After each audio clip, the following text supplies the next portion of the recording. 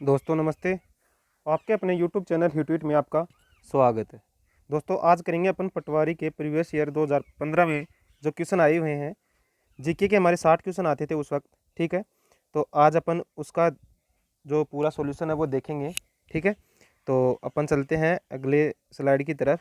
तो जिन्होंने हमारा चैनल सब्सक्राइब नहीं किया वो सब्सक्राइब करें, साथ में बेल आइकन ज़रूर दबाएं ताकि जो भी नोटिफिकेशन जब भी कोई वीडियो बने आपके पास तुरंत हमारी न्यूज़ आ जाए। और ज़्यादा से ज़्यादा वीडियो को शेयर करें और लाइक करें, ठीक है दोस्तों। चलते हैं अपन आज के अपने पहले क्वेश्चन की तरफ।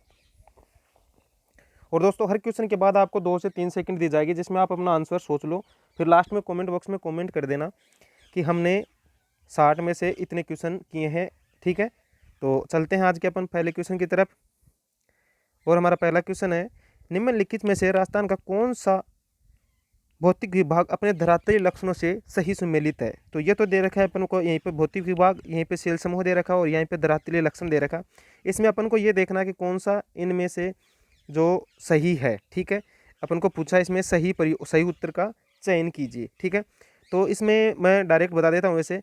तो इसका आंसर है 3 नंबर, ठीक है। मतलब इसमें पहला भी सही है, ठीक है, ये तीनों मिलान कर रहे हैं, दूसरा भी सही है और तीसरा भी सही है, ठीक है। इसमें चौथा है वो गलत है, ठीक है। तो इसका आंसर क्या होगा, 1 2 3। तो तीसरा इसमें आंसर सही है। अपन चलते हैं अगले क्वेश्चन की तरफ। अगला क्वेश्चन है हमारा, निम्नलिखित में से कौन सा समूह है राजस्थान के पर्वत चोटियां जो उनकी ऊंचाई के अनुसार अवरोही क्रम में सही क्रम कौन सा है। अरावली की चोटियां दे रखी हैं, उसमें से अपन को देखना है सही क्रम कौन सा है। पहला ऑप्शन है टोडगढ़, खो, बिलाली, रोजा, बाखर, ठीक है।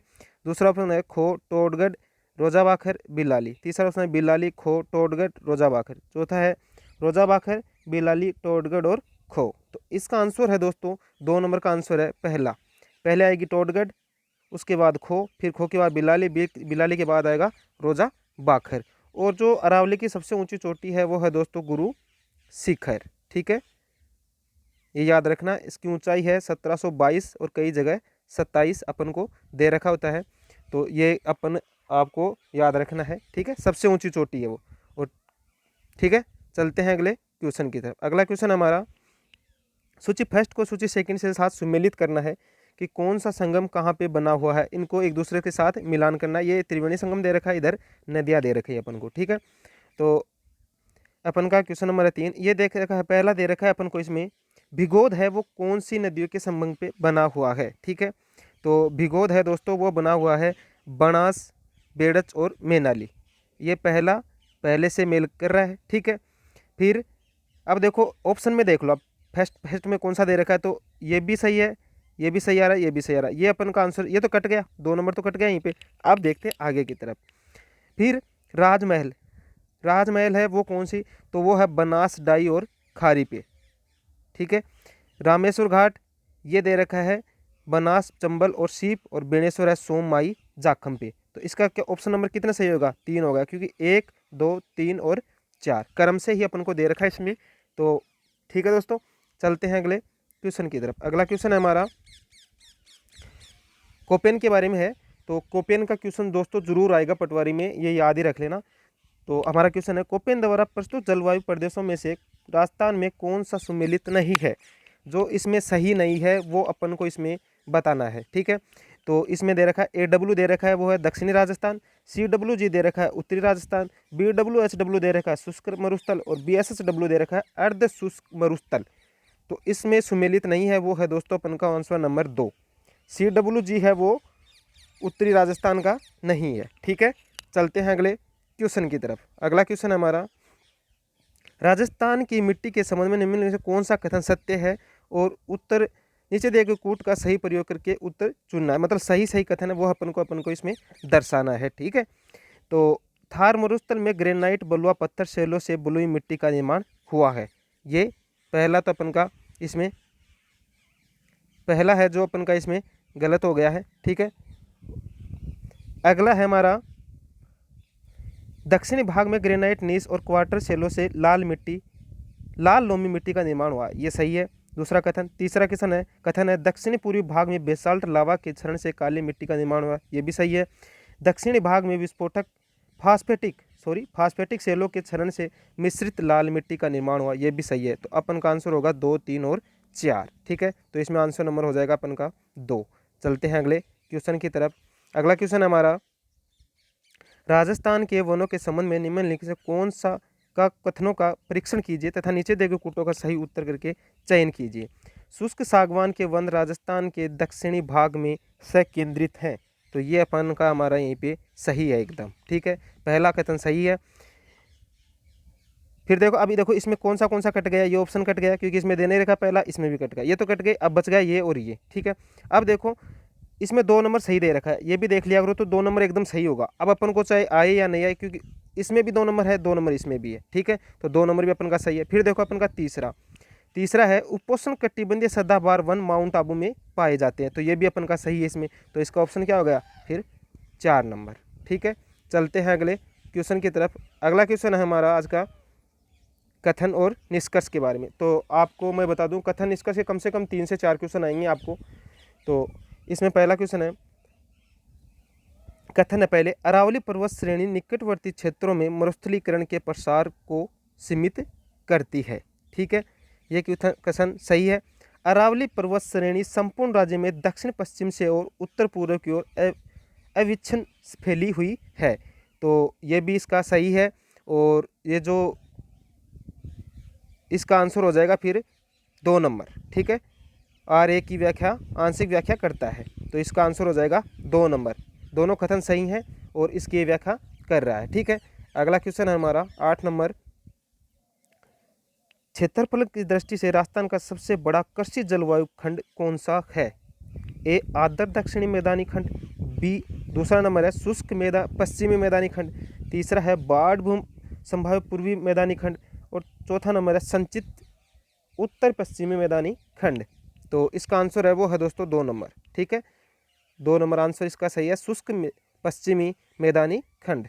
चलते हैं अगले क्वेश्चन में। अगला क्वेश्चन हमारा, सूची फर्स्ट को सूची सेकंड के साथ सम्मिलित कीजिए। देखो फिर भी आ रहे हैं, इधर देख रखा है राजस्थान का क्षेत्र, इधर देख रहे हैं गायों की नस्लें कि कौन से क्षेत्र में कौन सी नस्लें पाई जाती हैं। ठीक है, तो देखो उत्तरी पश्चिम में इनमें से कौन सी नस्लें पाई जाती हैं वो देखना है अपन को।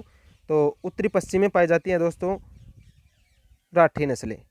उत्तर पश्चिम में राजस्थान की राठी नस्लें पाई जाती हैं। दक्षिणी पश्चिम में दे रखी हैं, तो दोस्तों दक्षिणी पश्चिम में है कांकरोच। अब देखो 4 और 2, वैसे 4 से ही सही हो गया अपन का, फिर 2, तो इसमें ऑप्शन नंबर भी क्या आएगा 4। तो इसका ऑप्शन नंबर क्या है 4 सही है हमारा। चलते हैं अगले क्वेश्चन की तरफ। अगला क्वेश्चन है हमारा 10 नंबर, सूची फर्स्ट को सूची सेकंड के साथ सम्मिलित कीजिए। अब देखो इधर दे रखा है सिंचाई परियोजना, इधर दे रखा है जिला, कौन सी सिंचाई परियोजना कौन से जिले में है?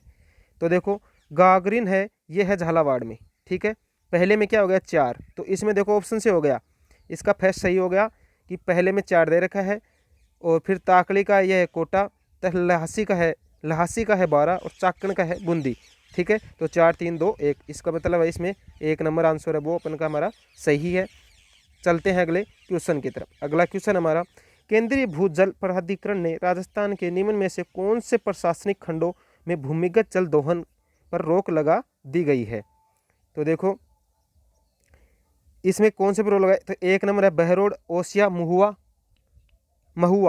दूसरा है सूरजगढ़, देसूरी, देवली, तीसरा है भीनमाल, टोडा भीम, टोडा रायसिंह, चौथा है बहरोड, भीनमाल, सूरजगढ़, धौड़ एवं श्रीमाधोपुर। तो इसका आंसर नंबर है 4 अपन का सही है, चौथा आंसर इसमें सही है। ठीक है, चलते हैं अगले क्वेश्चन की तरफ। क्वेश्चन नंबर है 12 हमारा, राजस्थान का वह राष्ट्रीय राजमार्ग जो एक ही जिले में सीमित है, जो एक ही जिले में सीमित हो जाता है, वो राष्ट्रीय राजमार्ग कौन सा है? तो वो है दोस्तों 79A, 79A है, 2 नंबर आंसर इसका अपन का सही है। ठीक है, चलते हैं अगले क्वेश्चन की तरफ। अगला क्वेश्चन हमारा, सूची फर्स्ट को सूची सेकंड के साथ मिलकर देखो, इधर देख रखे हैं अपन को खनिज, ठीक है, और इधर देखे खनिज क्षेत्र, कौन सा खनिज कहाँ से है ये अपन को इसमें दे रखा है। जो आपको आता है पहले उसको मिला लो। ठीक है, जो कन्फर्म है, जैसे सीसा जस्ता है, ये गुड्डा किशोरीदास में सबसे ज़्यादा पाया जाता है खनिज क्षेत्र, तो उसी का अपन को इसमें पहले में क्या है 3 नंबर, तो देखो इसमें 3 और 4 नंबर दोनों ऑप्शन कट गए,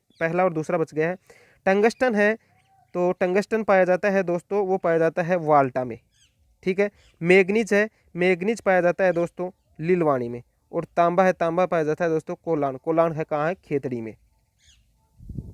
ठीक है, तो इसका आंसर क्या हो गया, इसका आंसर हो गया दोस्तों 1 नंबर। ठीक है, चलते हैं अगले क्वेश्चन की तरफ। अगला क्वेश्चन हमारा जरीब से संबंधित है क्वेश्चन। जरीब फीता सर्वेक्षण में गुणिया यंत्र के प्रयोग में संबंध में निम्न कथनों पर परीक्षण कीजिए तथा नीचे दिए गए कूटों को सही उत्तर का चयन कीजिए। ठीक है, अब देखो इसमें कथन देखने अपन को, और कौन सा कथन सही है या गलत इसमें ये अपन को चुनना है। तो पहले सही उत्तर लगाना है। जरीब रेखा पर शुद्धता से अंतर्लब डालने के लिए साधारण गुणिया की अपेक्षा प्रकाशीय गुणा का प्रयोग अधिक उपयोगी है। तो ये अपन का हमारा पहला सही है एकदम। अब देखो पहले इसमें भी आ रहा है, इसमें भी आ रहा है, इसमें नहीं आ रहा, तो ये तो कट गया, इसमें आ रहा है। ठीक है, अब देखो दूसरा, प्रकाशीय गुणिया में दोनों आयताकार दर्पण परस्पर 45 डिग्री कोण पर झुके हुए होते हैं। तो ये भी सही है, तो ये इसमें भी आ रहा है, इसमें भी आ रहा है 2 नंबर, इसमें नहीं आ रहा, तो ये भी गलत हो गया। अब देखो अगला क्वेश्चन है 3 और 4 में से जो भी अपन का सही हो जाएगा वो ही इसका आंसर हो जाएगा। तो देखो पहले 3 नंबर कथन पढ़ते हैं अपन। जो दो जरीब रेखाओं के मध्य उचित संरेखण बनाए रखने हेतु समायोज्य गुणिया का प्रयोग किया जाता है। तो ये हो गया दोस्तों इसमें सही, तो इसका ऑप्शन क्या हो गया 2 नंबर। ठीक है, चलते हैं अपन अगले क्वेश्चन की तरफ। क्वेश्चन नंबर है हमारा 15। मील फरलोंग में दूरियां तथा एकड़ों में क्षेत्रफल मापने के लिए निम्न में से कौन सी जरीब प्रयोग में लाई जाती है। तो मीट्री और गंटर जरीब, इंजीनियर और गंटर जरीब, इस्पाती फीता जरीब, गंटर जरीब। तो दोस्तों ये प्रयोग में ली जाती है 2 नंबर, इसका आंसर हो जाएगा इंजीनियर और गंटर जरीब। क्वेश्चन नंबर है 16 हमारा। ब्रुच गुर्जर नामक एक ताम्र पत्र के आधार पर राजपूतों को ये सूची जाति को वंशज मानते हुए इनका संबंध कुषाण जाति से किसने जोड़ा है। तो पहले आप अपना आंसर सोच लो, उसके बाद मैं बताऊंगा। ए है जॉर्ज थॉमस, डॉक्टर भंडारकरण, कंगिनम और डॉक्टर कानूनगो। तो दोस्तों इसका आंसर है हमारा 3 नंबर, कनिंगम है वो इसका सही आंसर है। 16 में 3 नंबर। क्वेश्चन नंबर है हमारा अगला 17। निम्नलिखित कथनों में से कौन सा कथन चिरवा शिलालेख के बारे में सही है। सही कथन को अपन इसमें चुनना है। तो देखो यह 1273 ईस्वी में संस्कृत भाषा में उत्कीर्ण है। रतन प्रभसूरी इसके प्रशस्तिकार थे, इसके शिल्पी देहलन थे। अग्निकुंड से उत्पन्न राजपूतों का इसमें उल्लेख है। अब देखो इसमें अपन को कौन सा सही है। तो दोस्तों इसका आंसर होगा वो होगा 2 नंबर। इसमें फर्स्ट भी सही है, सेकंड भी सही है और थर्ड भी सही है, लेकिन फोर्थ इसमें गलत है। ठीक है, चलते हैं अगले क्वेश्चन की तरफ। क्वेश्चन नंबर है हमारा अगला 18। किस शिलालेख में चौहानों का वत्स गोत्र ब्राह्मण कहा गया है। ए है चिरवा शिलालेख, बी है श्रृंग ऋषि का शिलालेख, 3 नंबर है बिचौलिया शिलालेख और 4 नंबर है अपराजित का शिलालेख। तो दोस्तों इसका आंसर है वो है 2 नंबर, श्रृंग ऋषि का शिलालेख। ठीक है, चलते हैं अगले क्वेश्चन की तरफ। क्वेश्चन नंबर है 19 हमारा। निम्नलिखित कथनों में से कौन सा कथन हिंदू त्योहारों के बारे में सही है। मतलब कौन सा त्योहार कब आएगा यह अपन को इसमें दर्शाना है। तो अक्षय तृतीया वैशाख मास की शुक्ल पक्ष तृतीया को आता है।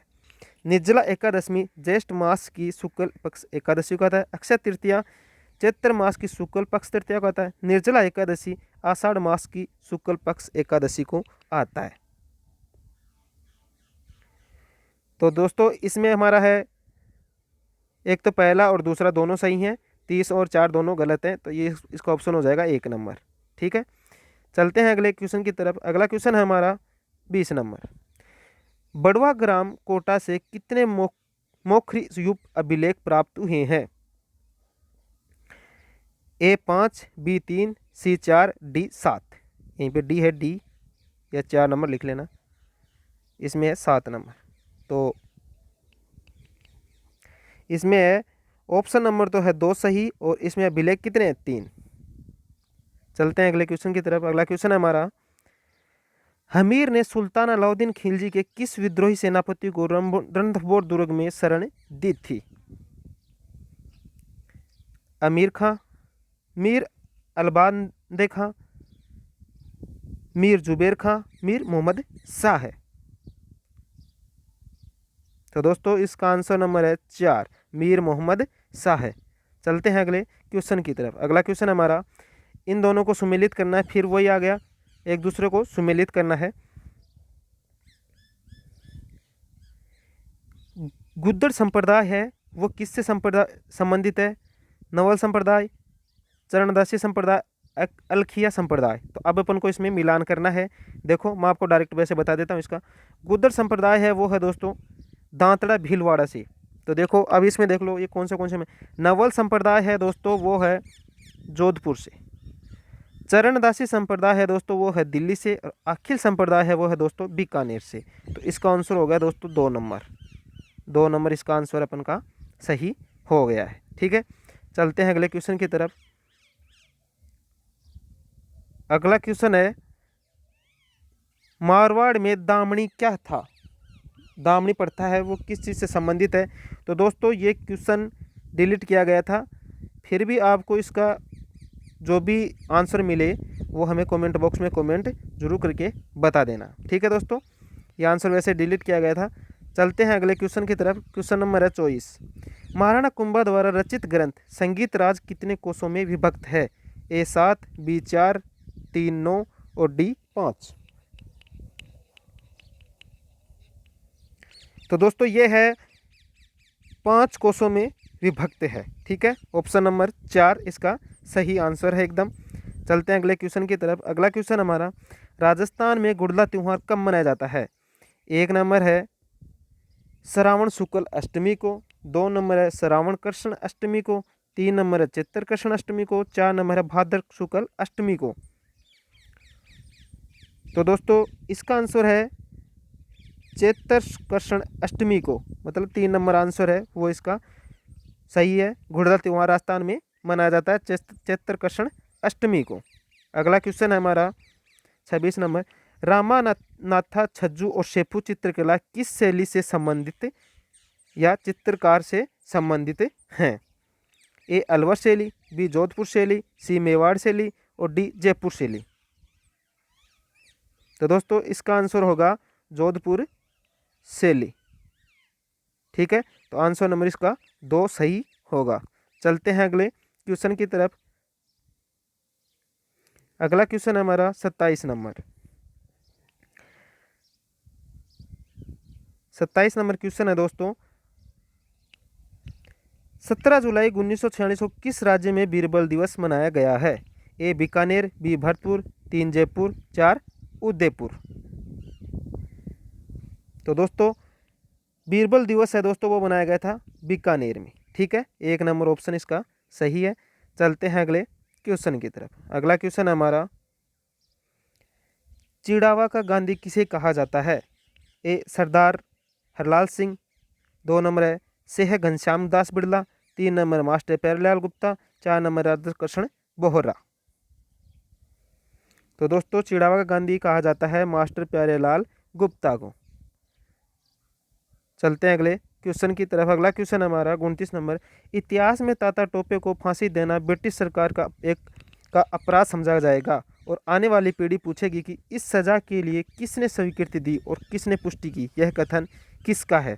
A captain Sowers, B AGG Lawrence, C Jawaharlal Nehru, D या 4 नंबर मदन मोहन मालवीय।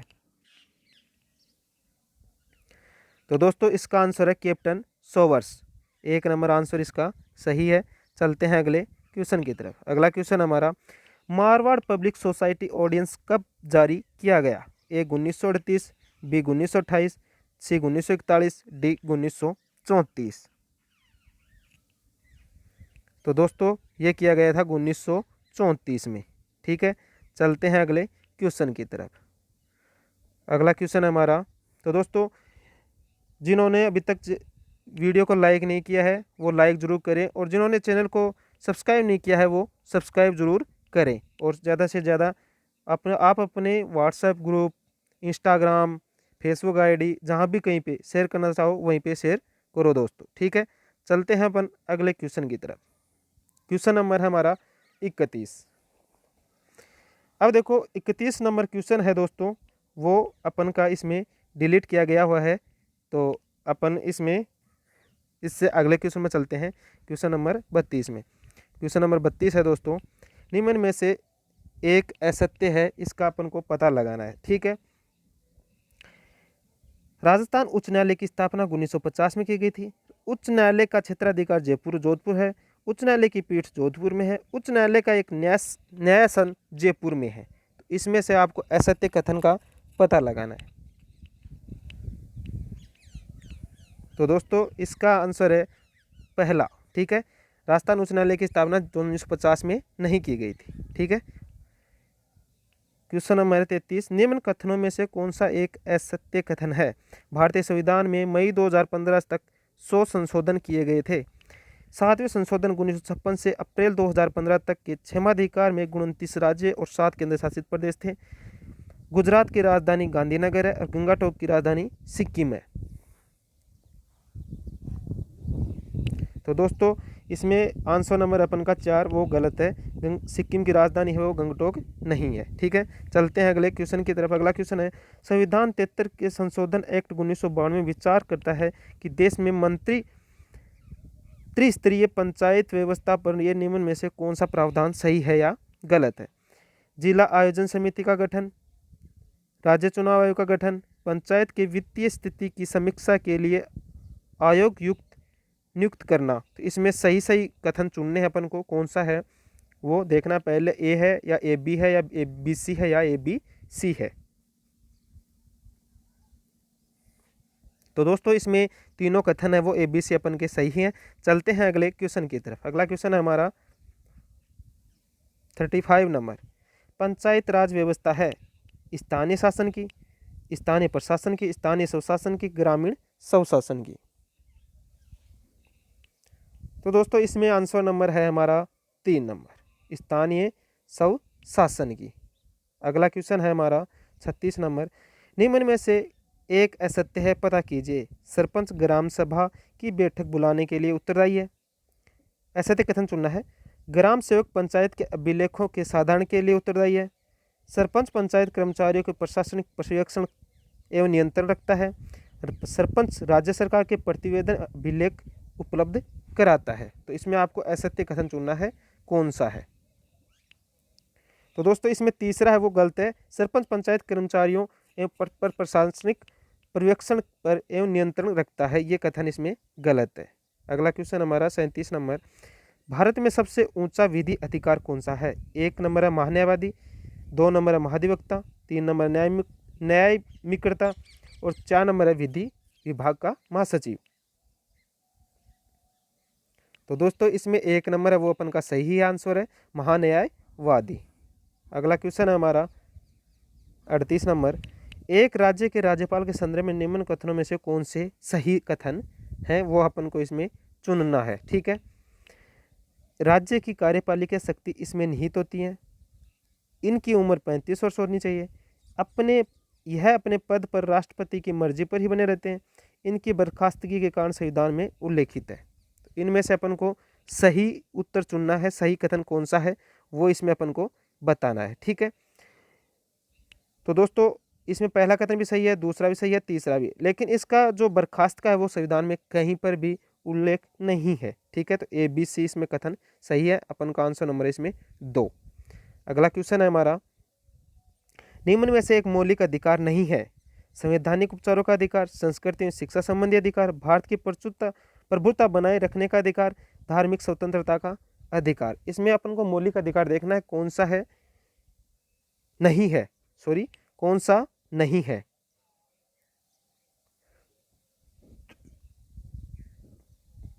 तो दोस्तों इसमें 3 नंबर है वो इस भारत का मौलिक अधिकार नहीं है, भारत की प्रभुत्ता बनाए रखने का अधिकार। तो 3 नंबर आंसर इसमें सही है। चलते हैं अगले क्वेश्चन की तरफ। 40 नंबर क्वेश्चन है, राजस्थान में पहली विधानसभा का समय है 1952, 57, 51, 54, 59 और 53, 58। राजस्थान की पहली विधानसभा का समय पूछा इसने तो दोस्तों ये है 1952 और 57 के बीच का टाइम पीरियड है। ठीक है, चलते हैं अगले क्वेश्चन की तरफ। अगला क्वेश्चन हमारा, सॉरी, एक बच्ची एक जादुई दर्पण के सामने खड़ी है। वह अपने प्रतिबिंब में अपना सिर बड़ा, शरीर का मध्य भाग समान आकार का तथा पैर छोटे दिखते हैं देखती है। ऊपर ऊपरी सिरे से जादुई दर्पण में संयोजन का क्रम है, मतलब सिर से लेकर नीचे तक का क्रम है वो किस प्रकार होना चाहिए, वो इसमें अपन को इसमें पूछा गया है। ठीक है, पहला आंसर है समतल उत्तल अवतल, दूसरा है उत्तल अवतल समतल, तीसरा है उत्तल समतल अवतल, चौथा है अवतल समतल उत्तल। इसमें अपन को आंसर इसमें देखना है कौन सा होगा। तो दोस्तों इसका आंसर नंबर होगा 4। पहले बनेगा अवतल, फिर बनेगा समतल, फिर बनेगा उत्तल। चलते हैं अगले क्वेश्चन की तरफ। अगला क्वेश्चन हमारा, किसी निकट दृष्टि दोष से पीड़ित व्यक्ति को दूर बिंदु नेत्र के सामने 80 सेंटीमीटर दूरी पर है। इस दोष को संबोधित करने के लिए आवश्यक लेंस की प्रकृति तथा क्षमता होगी। फर्स्ट है इसमें उत्तल लेंस प्लस 1.25 डायोप्टर। डायोप्टर होता है दूरी का मात्रक। ठीक है, दूसरा है अवतल लेंस, माइनस में दे रखा है 1.25, और तीसरा दे रखा है उत्तल लेंस 1.25, ये भी माइनस में, और चौथा है अवतल लेंस प्लस 1.25 डायोप्टर क्षमता का। तो दोस्तों इसमें होगा आंसर नंबर 2, अवतल लेंस माइनस 1.25 डायोप्टर क्षमता का। अगला क्वेश्चन है हमारा, किसी विद्युत धारावाही सीधी लंबी परिनालिका के भीतर चुंबकीय क्षेत्र होता है। एक नंबर है शून्य होता है, बी है इसके सिरे की ओर जाने पर घटता है, 3 नंबर है इसके सिरे की ओर जाने पर बढ़ता है, 4 है सभी बिंदुओं पर समान होता है। तो दोस्तों इसका आंसर नंबर है 4, सभी बिंदुओं पर समान होता है। ठीक है, चलते हैं अगले क्वेश्चन की तरफ। अगला क्वेश्चन हमारा, टीआई प्लास्मिड जो आनुवांशिक इंजीनियरिंग में प्रयुक्त होता है प्राप्त होता है बेसिलर थुरिंजेंसिस से, इसे चिया कोलाइसिस से, एग्रोबैक्टीरियम राइजोजिनस से, एग्रोबैक्टीरियम ट्यूमेनिफेसियंस से। ठीक है, तो इसमें अपन का कौन सा ऑप्शन होगा, ऑप्शन नंबर होगा इसमें 4, एग्रोबैक्टीरियम ट्यूमेनिफेसियंस से। ठीक है, चलते हैं अगले क्वेश्चन की तरफ। क्वेश्चन नंबर 45 हमारा, हार्मोन उत्पादन से संबंधित एक फलन है हाइपोथैलेमस, पोन्स, समुद्री घोड़ा और मजा। हाइपोथैलेमस से इसमें कौन सा संबंधित एक दे रखा है उसमें, वो अपन को इसमें आंसर बताना है। तो दोस्तों इसका आंसर है हाइपोथैलेमस, आंसर नंबर 1 इसमें सही है। चलते हैं अगले क्वेश्चन की तरफ। अगला क्वेश्चन है, आरबीसी का जीवन काल होता है 100 दिन, 110 दिन, 120 दिन, 130 दिन। तो दोस्तों आरबीसी का जीवन काल होता है वो होता है 120 दिन। ठीक है, चलते हैं अगले क्वेश्चन की तरफ। अगला क्वेश्चन है हमारा, निम्नलिखित विषाणु में से कौन सा आम सर्दी का कारण बनता है। राइनो विषाणु, T4 विषाणु, MSZ विषाणु या सिमियन विषाणु 40।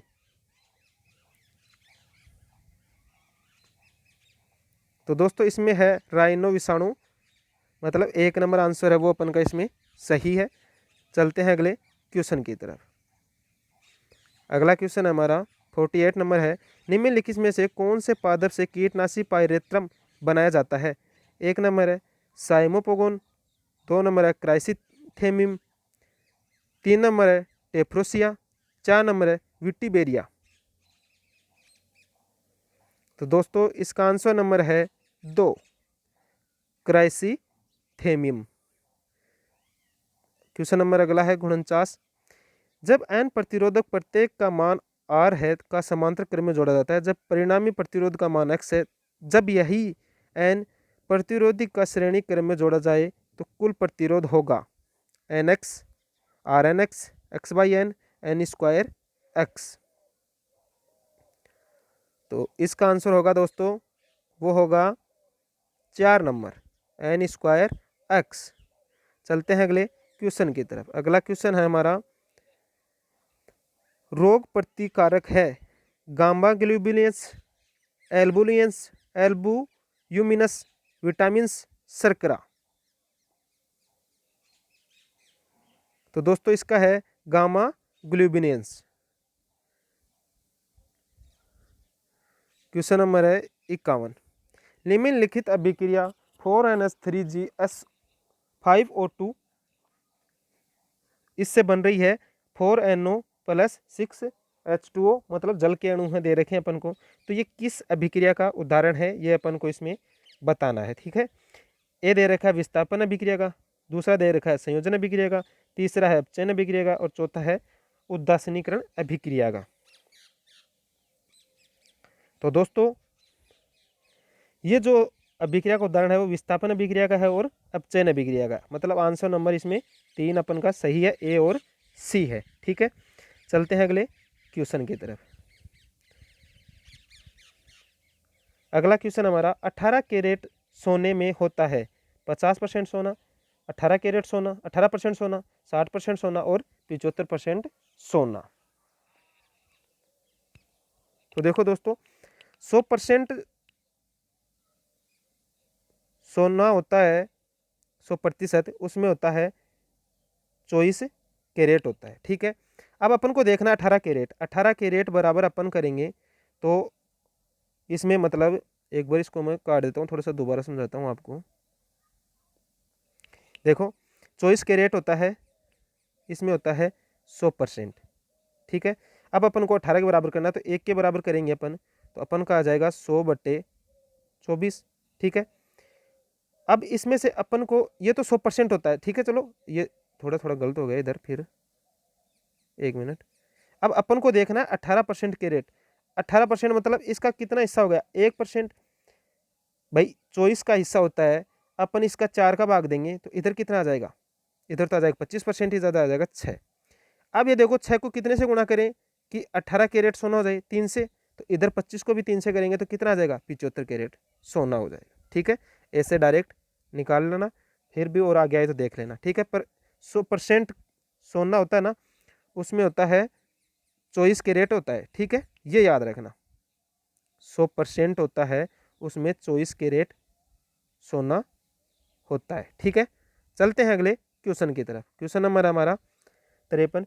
डीसी जनरेटर में आर्मेचर में उत्पन्न विद्युत होती है डीसी, दूसरा एसी। डीसी जनरेटर में आर्मेचर उपस्थित नहीं होता, उपरोक्त में से कोई नहीं।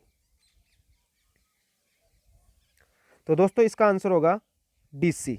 ठीक है, चलते हैं अगले क्वेश्चन की तरफ। दोस्तों ये क्वेश्चन पटवारी में डिलीट कर दिया गया था। अब चलते हैं अपन अगले क्वेश्चन की तरफ। ठीक है, अगला क्वेश्चन है हमारा 55 नंबर। निम्न में से किस प्रकार का आरएनए और आरएनए का प्रसंस्करण में भाग लेता है, एमआरएनए, टीआरएनए, छोटे नाभिकीय आरएनए या विजातीय नाभिकीय आरएनए। तो दोस्तों इसमें आंसर नंबर है हमारा 4 नंबर। ठीक है, जो भी मैंने क्वेश्चन डिलीट किए हैं उनको आपको खोजना है। ठीक है, बोर्ड ने डिलीट कैसे किया है, इसका आंसर क्या होगा, यह आपको इसमें चेक कर लेना है। ठीक है ना, क्वेश्चन नंबर अपन का 56। एक पारिस्थितिकी तंत्र में ऊर्जा का स्रोत है एटीपी, सूरज की रोशनी, डीएनए, आरएनए। तो एक पारिस्थितिकी तंत्र ऊर्जा का स्रोत है सूरज की रोशनी। आंसर नंबर 2 इसमें सही है। चलते हैं अगले क्वेश्चन की तरह। अगला क्वेश्चन है प्राकृतिक गैस का मुख्य घटक है, ए है मीथेन, बी है इथेन, ब्यूटेन और प्रोपेन। तो दोस्तों इसका होगा 1 नंबर आंसर मीथेन होगा, प्राकृतिक गैस का मुख्य घटक। अगला क्वेश्चन है हमारा 58 नंबर है। एक 4% हेनरी की कुंडली में प्रेरित विद्युत वाहक बल 16 वोल्ट है, 16 वोल्ट है, धारा में परिवर्तन की दर होगी 64, 32, 16 और 4। तो इसमें कौन सा आंसर होगा, इसमें दोस्तों आंसर होगा 4। ठीक है, इसमें ऑप्शन भी 4 है और 4 नंबर ही आंसर होगा। ठीक है, चलते हैं अगले क्वेश्चन की तरफ। पीसीआर से जांच होती है एचआईवी की, कैंसर की, क्षय रोग की, हैजा की।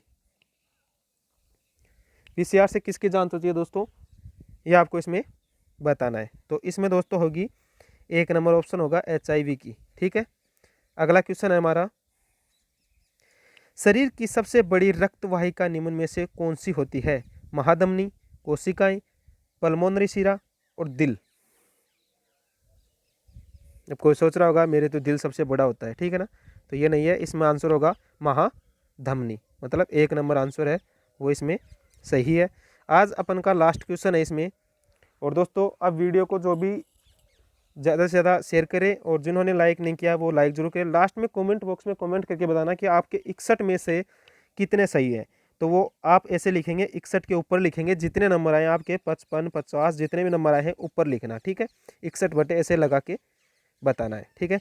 तो आज का अपन का लास्ट क्वेश्चन है, औद्योगिक विकास से रोजगार के अवसर बढ़ते हैं, उक्त कथन में से निम्न में से कौन सा निष्कर्ष निकलता है? 1 नंबर है मंदी से बेरोजगारी बढ़ती है, 2 नंबर है बेरोजगारी से व्यक्ति की क्रय शक्ति घटती है, 3 नंबर है बेरोजगारी मंदी बढ़ती है, 4 नंबर है औद्योगिक दृष्टि से विकसित देशों में बेरोजगारी की समस्या नगण्य है। तो दोस्तों इसका आंसर है वो है 4 नंबर, ठीक है, औद्योगिक दृष्टि से विकसित देशों में बेरोजगारी की समस्या नगण्य है, ठीक है दोस्तों। तो आज का सेशन अपन यहीं पे समाप्त करते हैं। जय हिंद,